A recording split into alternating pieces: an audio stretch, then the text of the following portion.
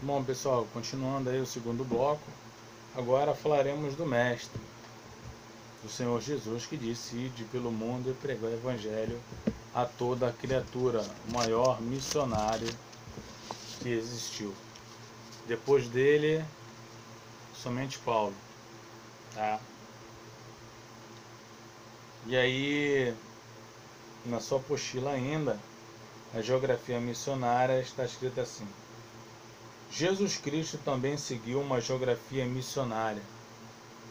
Em seu ministério para cumprir as Escrituras Sagradas, Isaías 9, 1 a 3, Mateus 4, 13 a 17, em seu ministério na Judéia, andou em Belém, Jerusalém, etc., na Galiléia, nas cidades por nome de Gersa ou Gadara, e ali libertou um homem que estava possesso. Na Fenícia, Jesus Cristo expeliu o demônio de um jovem a pedido de sua mãe. No distrito de Samaria, na cidade de Sicar, anuncia o Evangelho a uma mulher e depois a todo aquele lugar. Em Pérea, curou uma mulher com problemas de coluna vertebral. Essa passagem é muito bacana. Quando ele está na sinagoga ensinando, uma mulher, coitada, enferma, lá Jesus a cura. Depois dá um belo de um sermão àqueles que estão na sinagoga. Deste modo, aprendemos que Jesus Cristo tinha um projeto missionário que abrangia todas as regiões da Palestina em sua época.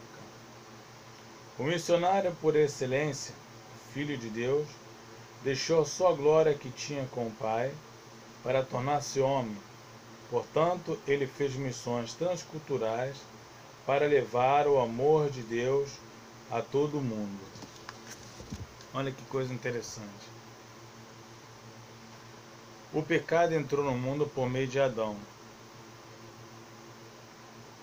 Então apenas um representante igual a Adão poderia quitar a dívida para com Deus. Mas não existe ninguém que pode quitar a dívida para com Deus. Arcanjo Miguel, Gabriel, Moisés, Davi, ninguém. Apocalipse 5. Entendeu? Faço até questão de ler para você. Apocalipse 5. Olha só.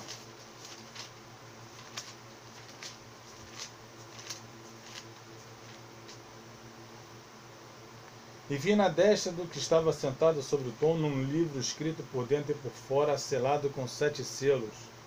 E vi um anjo forte, bradando com grande voz: quem é digno de abrir o livro e de desatar os seus selos? E ninguém no céu, e na terra, nem debaixo da terra, podia abrir o livro, nem olhar para ele. E eu chorava muito, porque ninguém fora achado digno de abrir o livro, nem de olhar para ele. Não tinha ninguém. E disse-me um dos anciãos: não chores. Eis aqui o leão da tribo de Judá, a raiz de Davi, que venceu para abrir o livro e desatar os seus 7 selos. E olhei, e eis que estava no meio do trono e dos 4 animais viventes, e entre os anciãos, um cordeiro, como havendo sido morto, que tinha 7 pontas e 7 olhos, que são os 7 Espíritos de Deus sobre a terra. E veio e tomou o livro da destra do que estava sentado no trono. E havendo tomado o livro, os 4 animais e os 24 anciãos prostraram-se diante do cordeiro, tendo todos eles salvas de ouro cheias de incenso, que são as orações, e cantavam um novo cântico, dizendo: digno és de tomar o livro e de abrir os seus selos, porque foste morto, e com teu sangue compraste para Deus homens de toda língua, tribo, povo e nação, e para o nosso Deus os fizeste reis e sacerdotes, e eles reinarão para todo sempre. Irmãos, não tinha ninguém que podia, ninguém. Apenas o próprio Deus poderia receber a própria ira. O salário do pecado é a morte. Homem nenhum poderia receber a própria ira. É por isso que Jesus veio, divino humano, gerado no ventre de Maria, cresceu como uma criança, sendo Deus, sua parte divina latente, mas atuando como humano, pregando, e a sua mensagem em Mateus 4 é muito diferente da mensagem que vemos hoje, que dizia: e percorria Jesus toda a Galiléia, ensinando nas suas sinagogas e pregando o evangelho do reino e curando todas as enfermidades e moléstias entre o povo. Desde então começou Jesus a pregar e a dizer: arrependei-vos, porque é chegado o reino dos céus. Olha a mensagem que o Cristo pregava. É diferente da que vemos hoje. Arrependei-vos. Arrependei-vos. Era a mensagem do Cristo. Arrependei-vos, porque é chegado o reino de Deus.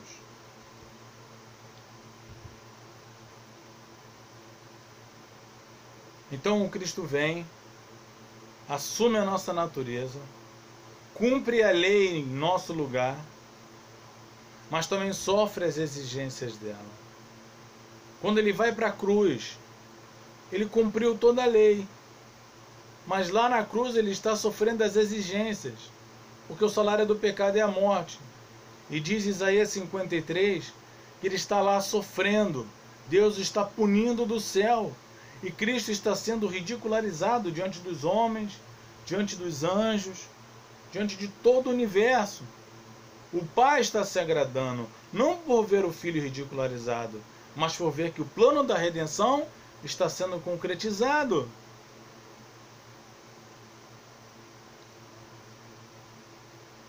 E aí, meio-dia, fica tudo escuro, porque o pecado se aglomera em Cristo. Cristo não se torna pecador, ele leva a culpa. Deus não olha mais para nenhum pecador. Deus olha agora para Cristo. Cristo agora é o responsável por receber a culpa pelos nossos pecados. E ele diz: Pai, está consumado. Eu bebi até a última gota do cálice da tua ira. Em tuas mãos eu entrego o meu espírito. Ali Jesus venceu a morte. E ao terceiro dia, Jesus Cristo ressurgiu dentre os mortos. Ressurgiu, passou 40 dias com seus discípulos, seus irmãos que eram incrédulos, acreditaram nele, o confessaram como Senhor e Salvador, né? Os discípulos receberam o Espírito Santo por meio do sopro de Cristo. Cristo ali já estava divino humano. Ele disse em Mateus 28:18: todo o poder e autoridade foram me dados nos céus e na terra. E agora é uma ordem para toda igreja: ide e ensinai a todas as nações, batizando-os em nome do Pai, do Filho e do Espírito Santo. Sinal de igualdade. Batize em nome do Pai, batize em nome do Filho e batize em nome do Espírito Santo, a Trindade. Ensinando-os a guardar todas as coisas que eu vos tenho dito. E agora é o mais importante, para você que às vezes se sente triste, sozinho, que ninguém está com você. Jesus diz: eis que estou convosco todos os dias, até a consumação dos séculos. Dia de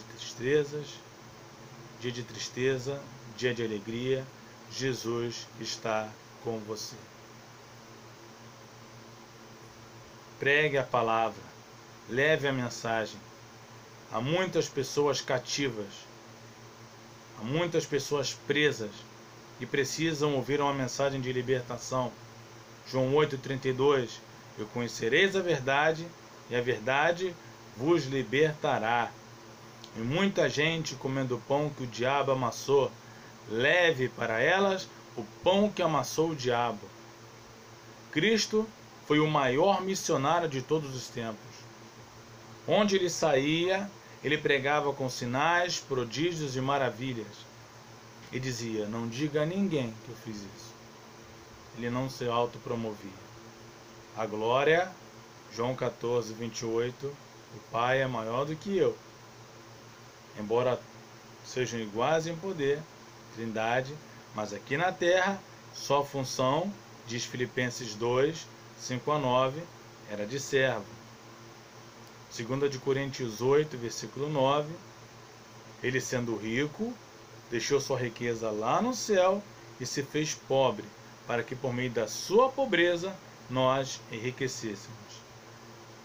Nós aqui na terra, irmãos, diz Mateus 24, 14, quando esse evangelho for pregado a todo mundo, então virá o fim. Nós somos encurtadores da volta de Cristo. Quanto mais pregarmos o evangelho, mais perto Cristo estará de voltar. Então sigamos o exemplo do Mestre. Leve a mensagem: arrependei-vos. Arrependei-vos.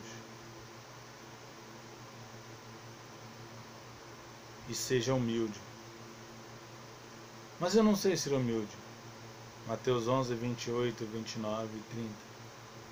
Vinde a mim, todos vós que estáis cansados e sobrecarregados, e eu vos aliviarei. Tomai sobre vós o meu jugo, e aprendam de mim, que sou manso e humilde de coração, e acharão descanso para as vossas almas. Que o meu jugo é suave e o meu fardo é leve. Ande ao lado de Jesus. Ele levará o jugo por você. Ele lhe guiará pelo caminho certo, porque só Ele é o caminho, a verdade e a vida. O único e verdadeiro, o melhor de todos missionários, foi, é e sempre será o nosso Senhor e Salvador, Jesus Cristo. A Ele a honra, glória, poder, sabedoria, majestade e poder. Que Deus te abençoe e até o terceiro bloco.